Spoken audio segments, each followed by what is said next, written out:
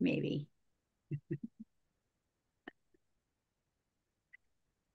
Being live streamed, got it. Hello, everybody. Welcome to Livzenastrology Podcast.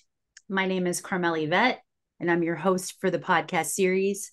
And I'm grateful to welcome Aven Fleck to our conversation today as we are staying in flow, but also connecting to the energy of Western and Vedic astrology.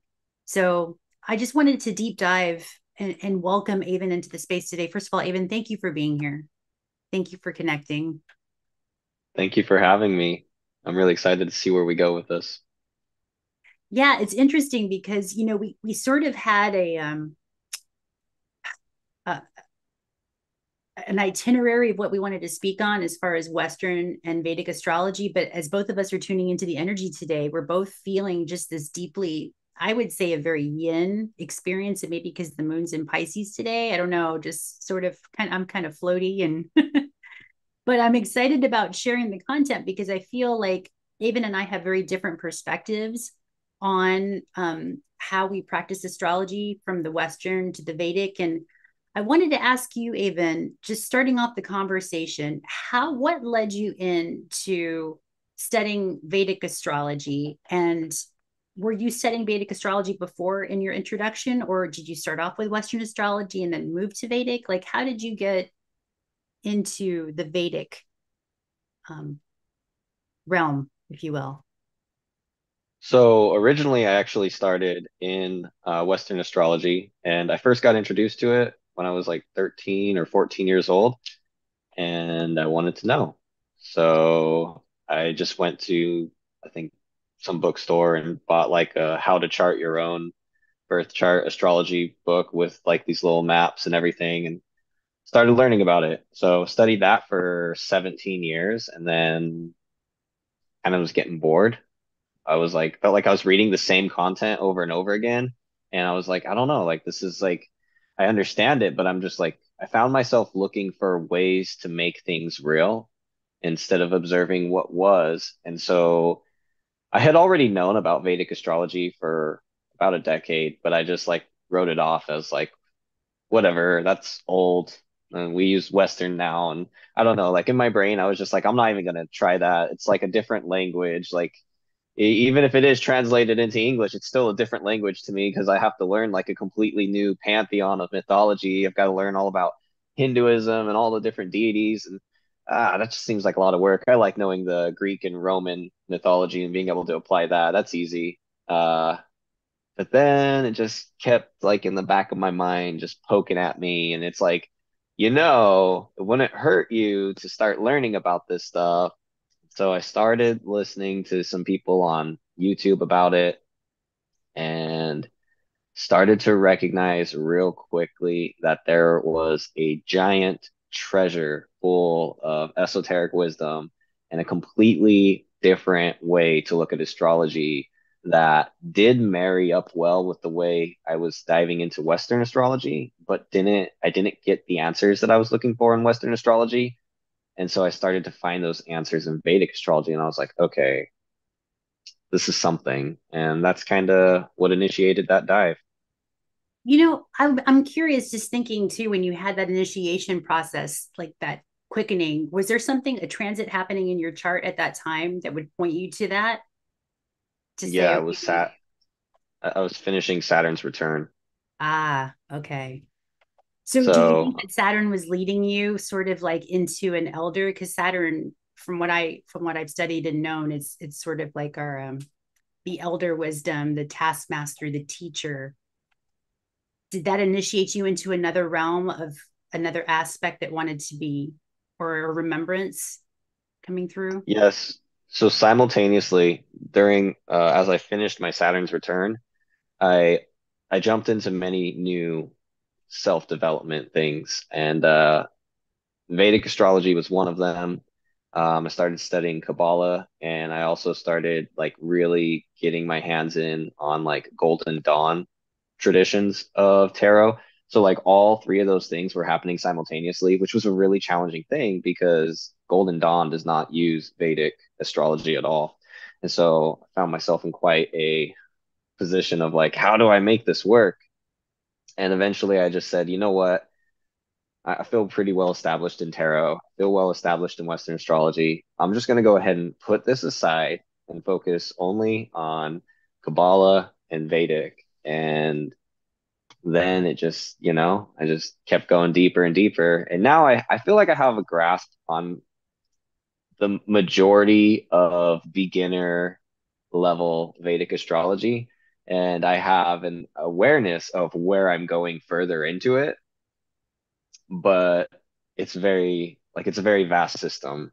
It's in Western astrology we have like our 12 houses, we have our 12 signs, and then we have like our 10 planetary bodies, you know. Um, in Vedic astrology, we have all of that plus another system of 27 nakshatras, and those 27 nakshatras have four parts, and that is on the same like chart as the 12 signs. So like if your moon is my moon's in Gemini, so my moon is in Gemini, but then my moon is also simultaneously in the nakshatra, which has a different lord, a different ruler, and then it's in a pada, one of those four parts, which is a different ruler, different lord. And so my moon has three rulers. And so now I'm not only just looking at what is my moon in this house, in this sign, I'm looking at what is the relationship between the signs ruler, the nakshatra ruler, and the pada ruler, and then what does it mean when those are in this house? So it just like added a whole other variable to the equation, which I couldn't really find in Western astrology outside of in Western astrology, there is the decanic work where you look at every 10 degrees, and that does allow for like more. And you can even go into like this degree means this, the 17th degree of Sagittarius means this. You can even go deeper into that. That's all available too. But I really liked the alchemical process that Vedic astrology applied by having another constellation of 27 signs on top of the 12. So what, that's so interesting. 27 signs. How did that give you another perspective? What did that do for you as terms of death and just self-knowledge? Did you feel like you had a more comprehension of yourself or other people, or what was the major difference, or how did you go deeper with Vedic?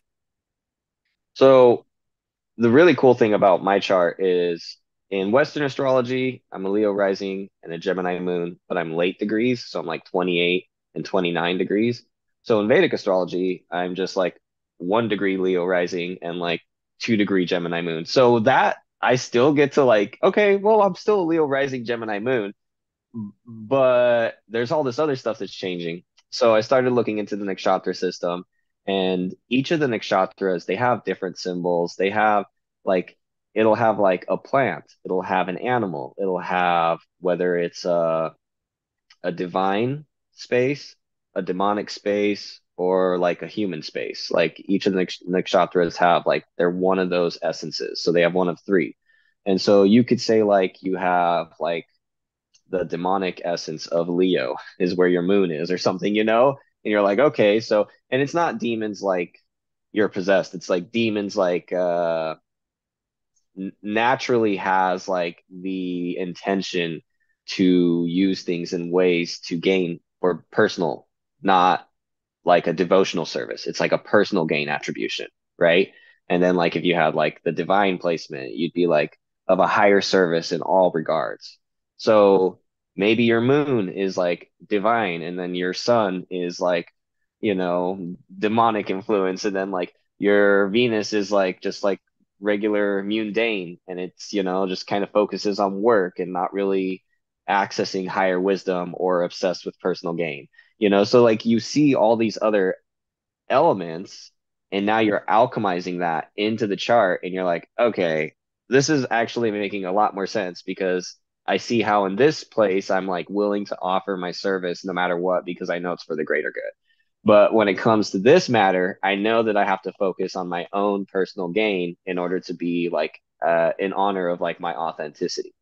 And we use all those elements to find balance because we don't want to be obsessed with personal gain and miss out on our divine gifts.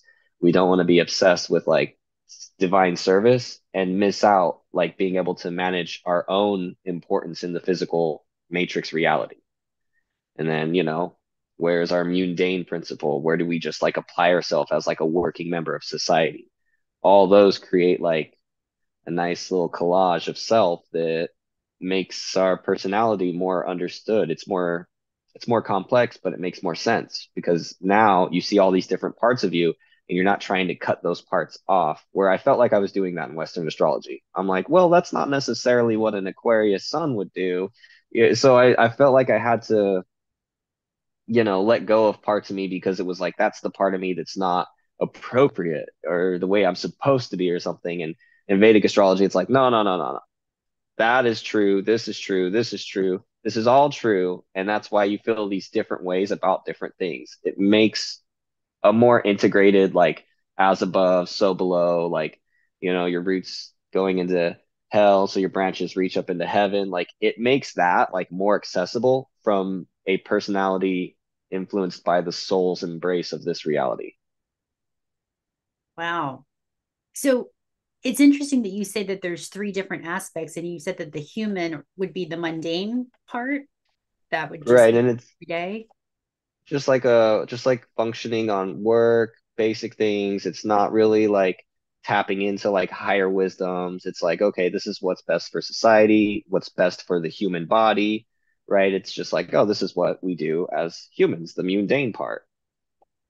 Do you think that it takes away the judgment knowing that there is like a divided part or a demon part of you and then a higher version? If it gives it an expletive for that, what does that just help you feel better about maybe where you are service to self or service to others in certain aspects of your life?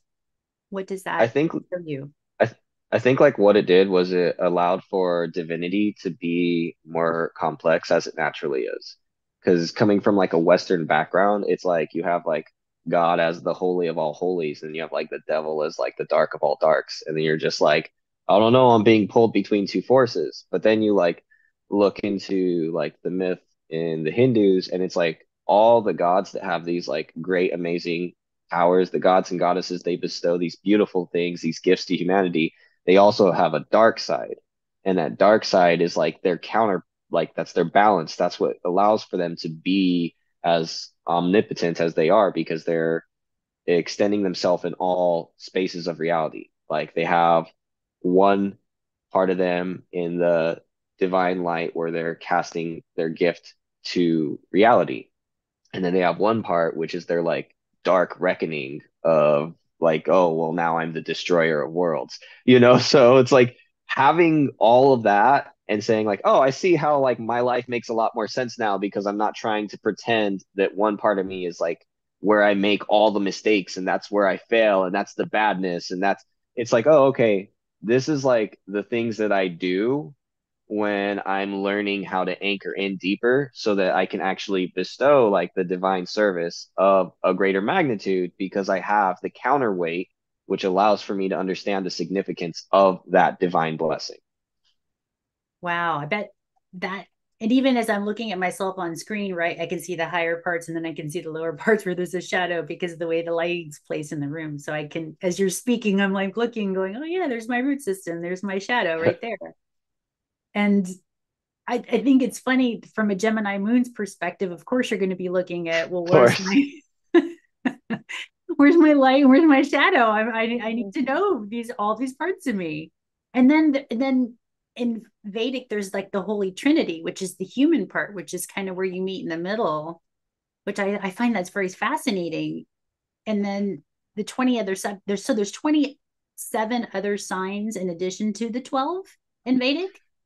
So there's the 12 signs, and then the 27 signs are overlaying that 12. And Oh, so, like, you're looking at like the first nakshatra of Leo is also Leo. And then, like, one of the four padas will tell you, like, what part of that nakshatra you're in. And it's like when you're looking in the constellations, you'll see, like, oh, this is that constellation, and this part is the head, and that part is the bow and arrow, and this part is. So the parts are like representative of the sky, and they actually tell the myth as well. So you're looking at, oh, I fall under the myth of Leo, and this part, which is the head, and you know what I mean? So like you're looking at the sky's story and you're seeing Mm, I was born when my son was in this part of the sky story. gotcha. And I've heard too with Vedic astrology that it's, I want to say, and you and I talked about this a little bit about how more Western astrology is psychological, to where you said Vedic would be more every day. Can you go more into that? What you mean by that? So Western astrology is like heavily influenced by like self-analysis through a psychological lens. You know, when we're looking at the different planets, we're looking at what does that mean in terms of my psyche, right? And so like the sun is like my identity and it's like my personality and it's the way that my psychology is like creating a self, right? And when we look into Vedic astrology, the sun is the soul, like SOL, SOUL, soul. So it's like this is your soul embrace. This is like your soul incarnating in the human body. So your soul is like a gradual change over the course of a life.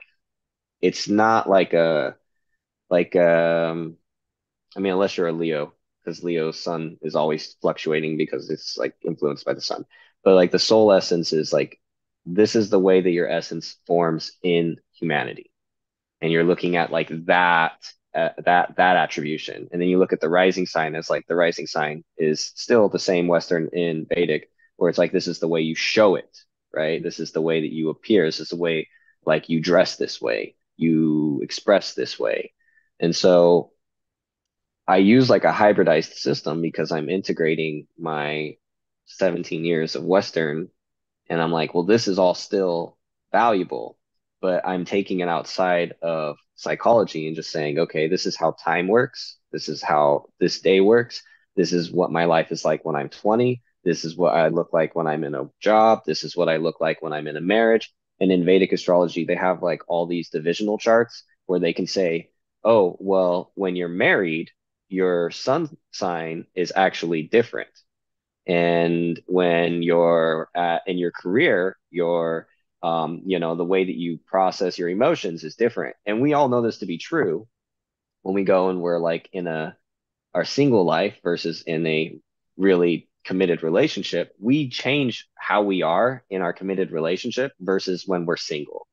And so there's an actual chart for that in Vedic astrology that shows like this is who you become in a committed relationship. And so that's like based on they're dividing the chart, Mhm. your birth chart. Your birth chart is like this is the way, this is your timestamp. You're born, here's your timestamp. Boom, that's your key. That's what it is, right? And then like as you approach marriage, you divide that and then it gives you different results. The planets get moved and you look at those planets to see how when you're applying marriage to you as you are naturally, how you shift. And you'll be like maybe naturally you're very like leader, bold, take charge, and then you enter a marriage and you become like very submissive and like you change in the marriage. And from other people's perspectives, when we're talking to our friends and whatnot, friends are like, "Oh, you've changed, right? Like you're not your normal self. You're not who you really are." But the thing is, like, you're not just one way. You're this way when you're reading. You're this way when you're learning. You're this way when you're traveling. You're this way when you're at work. You're this way in private. You're this way in public. You're this way. You know, you have all these different ways of being, and the Vedic system has it all charted out. Do they look, So when you're looking at, like, say, when you do get married, do they also look at the other person's chart, kind of like in Western where they do a composite, or do they just mostly look at your chart and see those things? so like matchmaking is like the synastry of matchmaking. I've looked into it a bit, but like I'm not like really extensive in it yet. But what you're looking at is you're looking at moon and house placements are like really significant for like a man to woman relationship. And it's because the moon, like in Western astrology, so what is the moon in Western astrology? Our emotions, things that are hidden, Our inner being. our inner self. Mm-hmm. Right, right. Okay. In Vedic astrology, like the moon sits on Shiva's head. So it's the mental process of the emotional experience. And if you think about like lunatic, lunacy, like Mm-hmm. Luna It's like more connected to the mind's process of emotion. So when we're looking in the Vedic system, your moon falls in like mine falls in the 11th house, right? So my 11th house would tell me where in that setting is where I process my emotions to the greatest ability. Now, let's say my partner has like a moon in the ninth house, all right? So her process would be like in learning, traveling, that kind of stuff. Also in connection to the father, that's where she processes her emotions. She would probably have a great relationship with her father because that would help her process her emotions, right? However, for me, it would take a lot of work for me to understand her ninth house moon because naturally, and gender is like a really significant thing in Vedic astrology because the man or the masculine, we'll say the masculine's moon has a lot more work to put in order to understand the feminine's moon. Whereas the feminine's moon has like an intuitive advantage, where the feminine's moon, it can understand the masculine's moon without as much effort. So since my moon, we'll say, is in the 11th house, and my partner, my feminine partner's moon would be in the ninth house, that would mean I'd have to go through 11, 12, 1 through 3, 4, 5, 6, 7, 8, 9, have to go across the entire chart just to come to an understanding of how she's processing emotion. And so that would not be an advantageous match. That would be a very troublesome match because in my perspective, I'm always doing all this work to understand her, but it's not actually understanding her. But because I'm putting in all this work, I feel like I'm doing well. And yet, in her perspective, she's like, you don't understand me. And this is really challenging because, like, I feel like it's really easy to understand you because she's only moving from 9, 10 to 11. She doesn't understand the amount of work that I'm putting in to come to that point because it's really easy for her to understand where I am. Plus, she has the intuitive advantage as the feminine partner. So, moon in the house placement is like a really significant thing, as well as like Mars, Venus, and Jupiter. Um, so like for the masculine and the masculine seeking a feminine, okay? When you look in their chart, you want to look at Venus because Venus is going to show the energy of the wife. All right. In the feminine seeking a masculine, the feminine is going to look at Mars for her boyfriend and Jupiter for her husband. So Mars will show where she likes that boyfriend energy, right? And but Jupiter will show where she wants to like actually settle down with like someone who she could see as a father figure because she wants that father figure in her life so that she can trust her children are in good hands. Mars is like the soldier that fights for the family, which is great, but Jupiter is the one who like takes charge and like bestows blessing and actually steps into the father role. So Wow. synastry is a little different. So wait, so if that's interesting because say you are doing, you are partnering up as a woman, what would you look for? It's like, well, I'm attracted to the Mars, but then I want to make Of sure that course. do you find that sometimes can be divergent and it can be challenging if there's different placements there? I mean, how does how do you rectify that? Well, I mean, it's different for every single person, obviously. So like I can say something, but that would still be generalizing. But Mhm. we'll go for the sake of the exploration. So let's say like a woman has her Mars in her third house, right? So she's gonna find like communication to be like a priority, right? Someone who she could like have like a lot of like back and forth with and be able to like really have that. That will make her feel like, oh, this is a person she's interested in dating, right? Mhm. But like, let's say her husband is Jupiter. Jupiter sits in her fifth house. So she's like way more interested in someone who's creative as like somebody worth like actually marrying versus someone who talks a lot because not all creative people are like very talkative. Some creative people have like a more quiet nature to them and they just like to be in their creative expression. So she may eventually see, oh, like I liked the expression of the third house because I'm actually attracted to creativity as like somebody worth settling down. And so that's just like this is like very vague, okay? Like there's so much more to look at, obviously.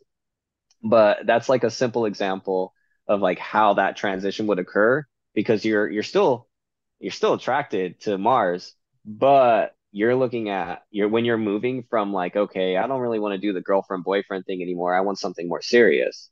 And that's why sometimes relationships don't make it into marriage because you go after your Mars like that, like, oh, that energy, the passion. And then you realize, like, well, that's great and all, but like, actually, I don't see that as like someone that would father my children well. And so Mm, then Jupiter becomes a priority in how you assess when you're dating. wow. So I guess too that would be relevant to different parts of your life and different times of your life. Right. Looking at the chart, that's relevant for that. Ab- Absolutely. So when you're in your younger days, I mean, some people they'll go right into marriage, and they'll just be like, "This is me. I'm just going to do that." Other people are going to play with Mars for a long time. It's interesting because like it transitions for the feminine energy from Mars to Jupiter, but for the masculine energy, it's always Venus. Mm. So it's Venus for the beginning and it's Venus for the end. Like the girlfriend is Venus and the wife is Venus. So there's not as much of a like shakeup that happens in the masculine energy.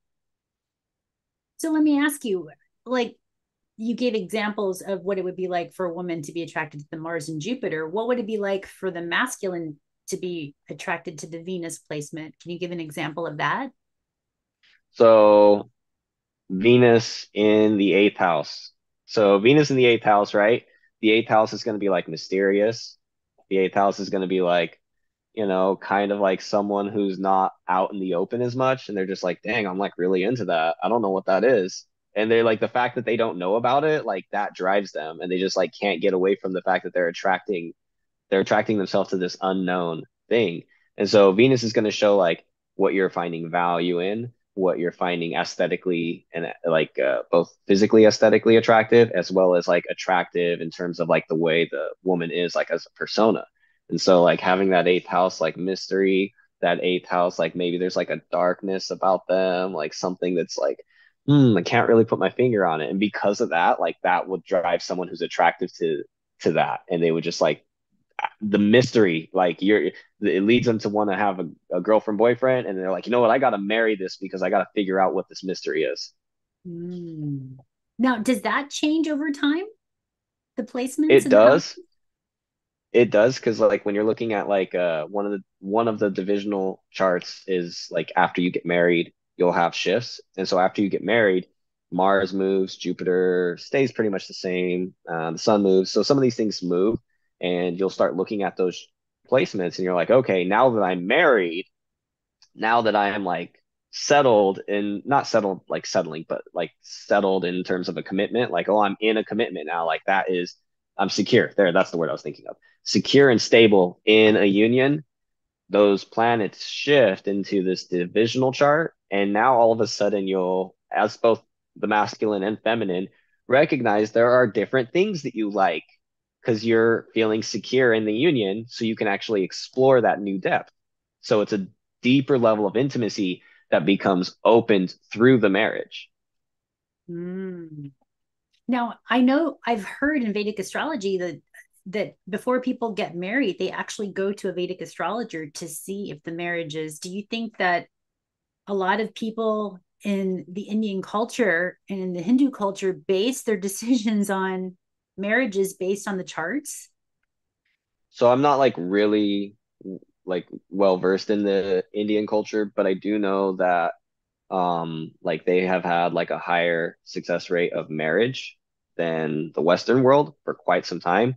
But now that the Indian world is starting to get westernized, the divorce rates are going up. Hmm. So the Western influence is like starting to also increase like divorce rates and bring that marriage success down.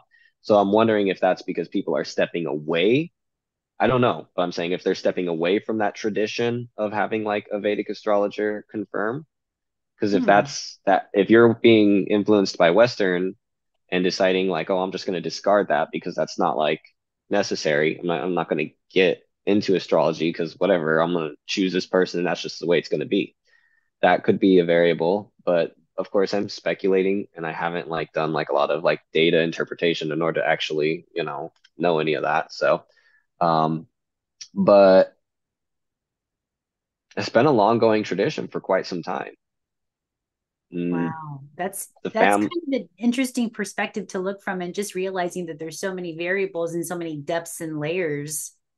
And so going back to Western astrology, you said it was more like psychological. So do you think it's more of like a self-gnosis for Western and it'd be more relational for Vedic? Is that how you see it, that? in synastry, like Western astrology is like looking at, okay, my Mars is Taurus, their Mars is Capricorn. Okay, cool. We have Earth Mars. That's great. But maybe they're not looking at the houses, you know? So like the sign, the elemental sign, that will help out. But like let's say like, you know, because you're looking at Mars as like the energetic desire. And in Western astrology, we don't separate Mars as a masculine or feminine. You know, like we're just like Mars is that energy, Venus is this energy, Jupiter is this energy. Like we just have it like very straightforward like that. Now, if we have like Mars trining Venus, then we'll obviously pay attention to that in Western astrology because like, oh, that's favorable for marriage, you know? But Mhm. most of the Western approach is based on angular relationships between the signs, and there's not always as much emphasis put on the house system. But the house system is like even of more significance because it's telling you as an individual where those planets show up in your individual reality.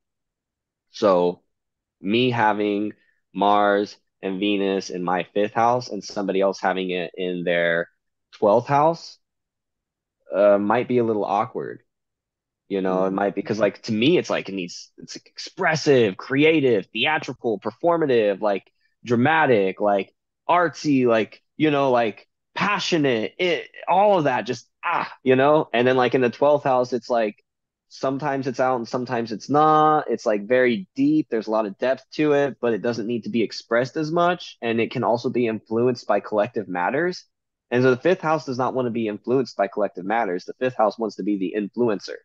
Mm. So that could work in a weird way where like the 12th house person is like, yeah, I honor your influence. But if the 12th house is too ambiguous and influenced by many people, then it could be like, like that even if it was like a perfect trine in signs, but the house placements would make it like kind of awkward, you know? Mm. I So see what you're saying. And yeah.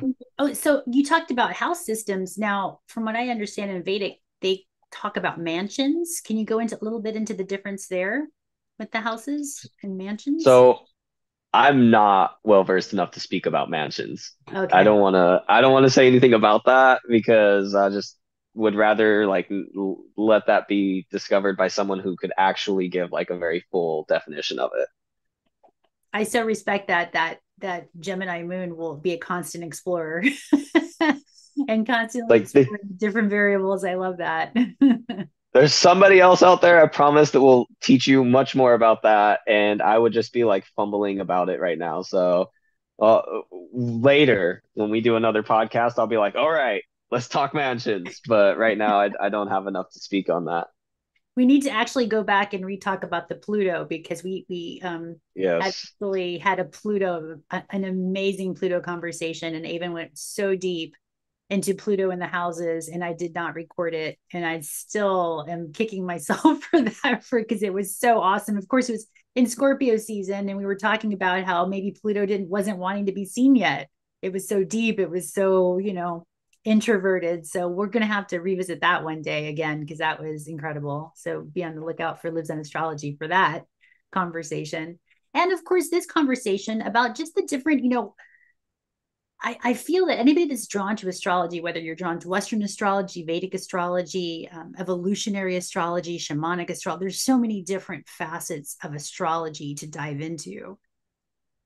Even from your perspective, what do you think as people are starting their exploration of astrology, whether you're a professional, you've been around astrology for many years, or you're just getting started, what do you think is the deciding factor of what draws people to astrology? And then what part of astrology they explore? Where do you think in their chart that could be seen?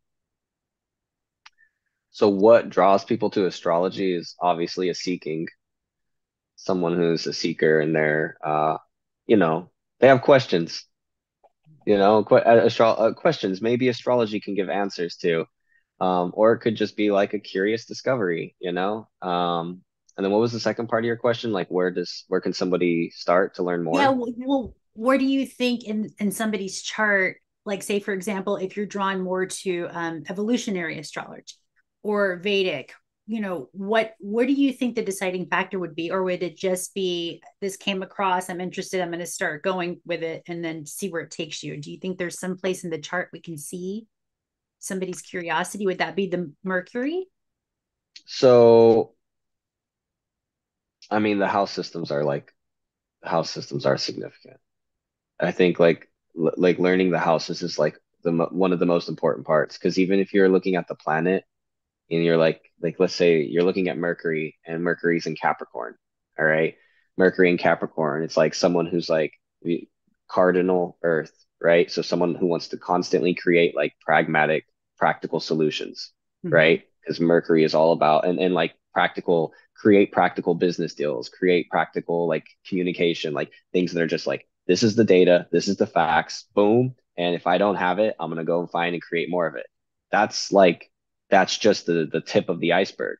And then you find out it's in the sixth house, you know? And so it's like, oh, this is like a more everyday present thing, or this could be like a political thing, or maybe when challenges arise or like opposition or some kind of difficulty comes into your life and you're like, okay, now I have to apply this and I have to create this and I have to make sure it's like, no, this is the facts, boom, boom, boom.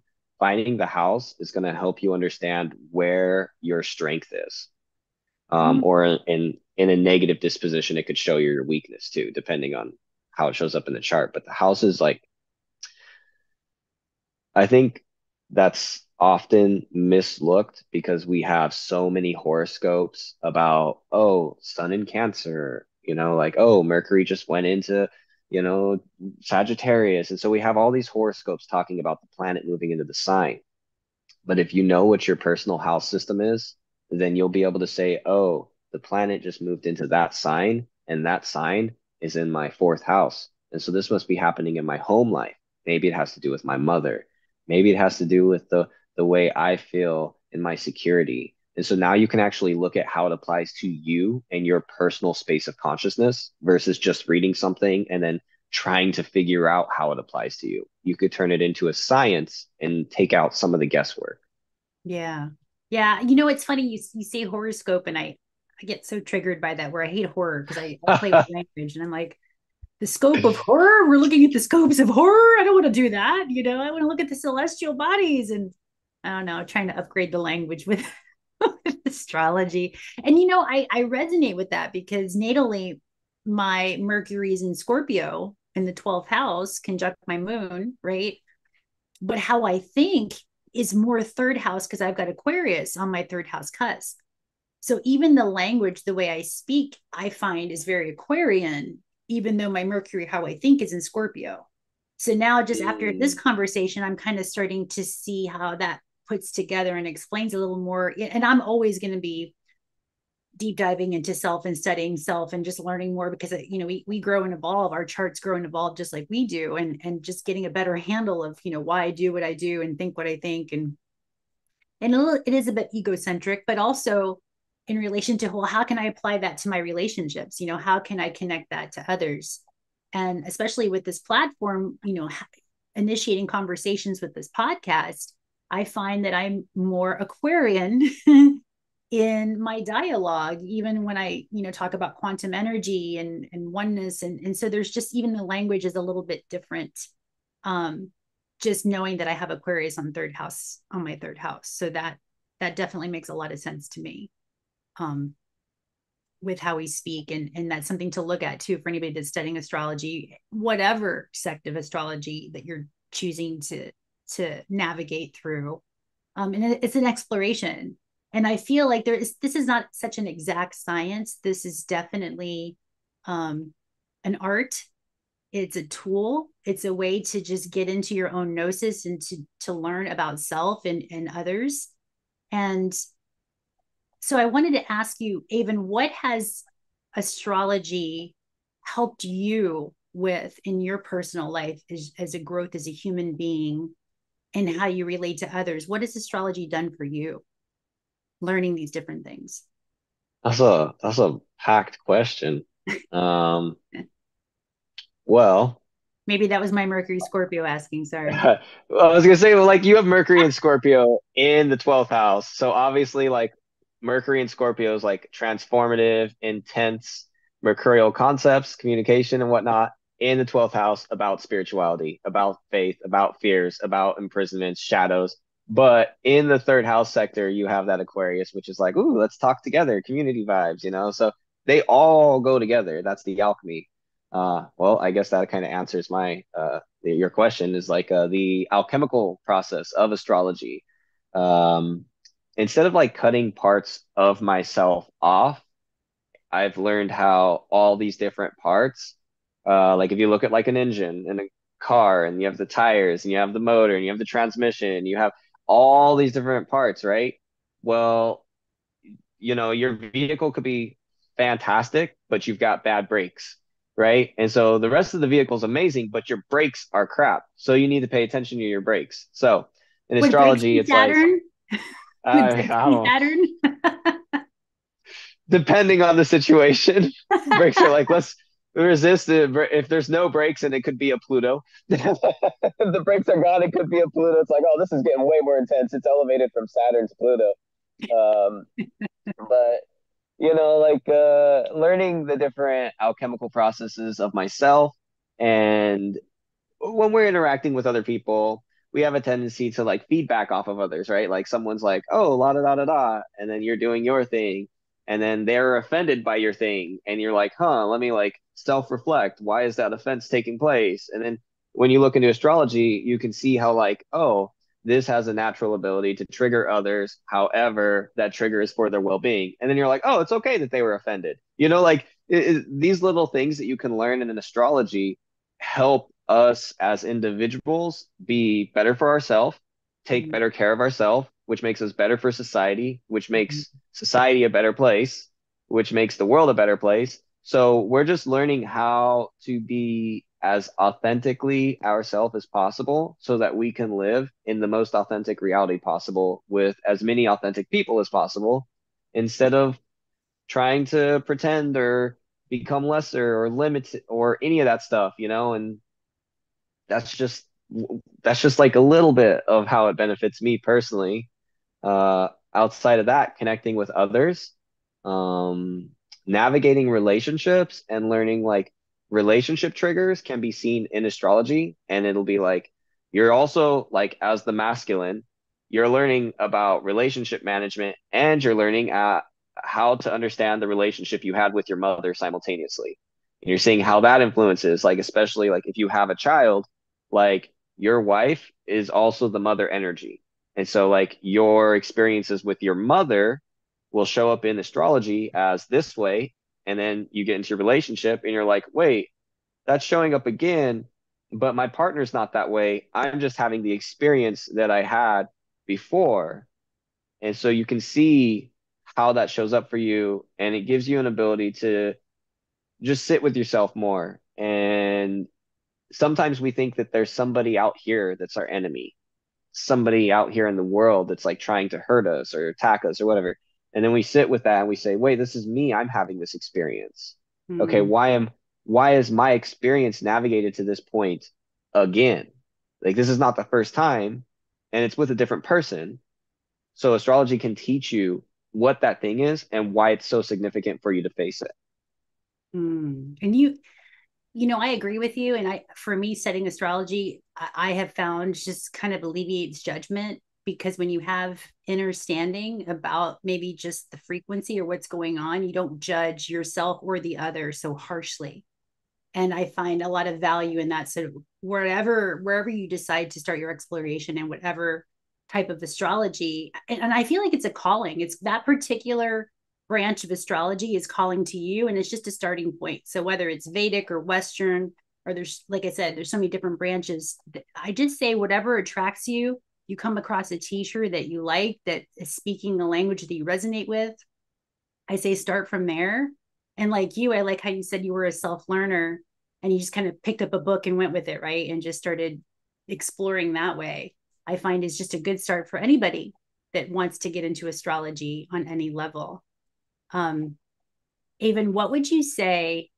What advice would you give for anybody that maybe is just starting off on their astrological journey? And, do you say just pick up a book and go? I mean, Gemini Moon, what if, because it's not that easy to learn. I'm going to be honest. I've taken many classes and, studied online and read a lot of books, and a lot of it was self-learning and then learning with the other, of course, the Aquarius third house. But where should somebody start if they're just wanting to know more about astrology? Where is a good starting point for your recommendation? So start wherever. Start, like you said, with a book or YouTube videos or podcasts. Just start. Start wherever you feel called to. That's the thing that gets you excited about it. Just start there and get really okay with being wrong. Like, you're going to be wrong a lot. And it's okay to be right in that moment and then recognize it's wrong later, because like that rightness about it when you're learning it is helping you. It's propelling you to go further so that you can be wrong and learn better. So you're going to learn it, you're going to unlearn it, and you're going to learn more. And then you're going to unlearn that and you're going to learn more. And it creates this like really unique inhale and exhale process. And you just get really okay with that. And then the more wrong you can be, the more mistakes you can be while learning this process, that's just evidence to how much more you're learning. And Mm. so instead of thinking like, oh, I thought all of this, but now I'm learning that was all wrong. Like those moments can be like really like cataclysmic, and like you could feel like your whole world's falling apart because you like superimposed an identity or something. It's okay. Like that's bound to happen at some point. And instead of being afraid that everything, all the work you've done has been for nothing so that you could create some wrong perception, instead just be like, okay, maybe there's more to this than what I have learned. And I'm willing to let everything that I've learned up to this point be totally unnecessary moving forward. Let's say I learned it so that I could get to this point, and now it's done, and I'm going to learn differently now. I love that. Is that part of the alchemic process you talk about? Is that part of the alchemy? Yeah, I don't know the exact process, but you're definitely gonna have to have some deaths in your life. There's gonna be like, I mean, think of it like, I love using plants as references. Like seed thrown into darkness, sprouts, very delicate, can be destroyed easily. Sprout strengthens, becomes a young plant. Young plant matures into having buds. The buds are these perfect little forms, and it's like, oh, I'm gonna create this perfect hard thing, and then that bud goes through some like whatever existential crisis and starts ripping itself apart and becomes a flower. And then it's the most beautiful thing. And everybody's like, wow, what a beautiful flower. And then the flower starts to wither and it decays and it rots away and all the petals fall. And it's just like this spent flower and it's not as beautiful anymore. And you're like, well, what was the point? Like, I'm not as beautiful as I was. It's not as amazing as it was. And then all of a sudden you start to swell up and you become this fruit, and now you have all of this nutrients and nourishment inside of you, and then that fruit starts to rot and then becomes a seed in the ground, and you start all over again. And so that's a lot about how astrology goes when you're learning astrology, is you start off as the seed, but it eventually leads to a fruit that has many seeds, and then those many seeds go in different directions, and then you have many different things to study, and it just continues, and there's no I did it. There's no, I finally reached the end. That doesn't exist. If you feel like you've got to that point, it's right before everything falls apart. That's where it leads. It's like, okay, I've got it all now. Well, now what? I don't know now. And it slowly starts to fall apart and you begin anew.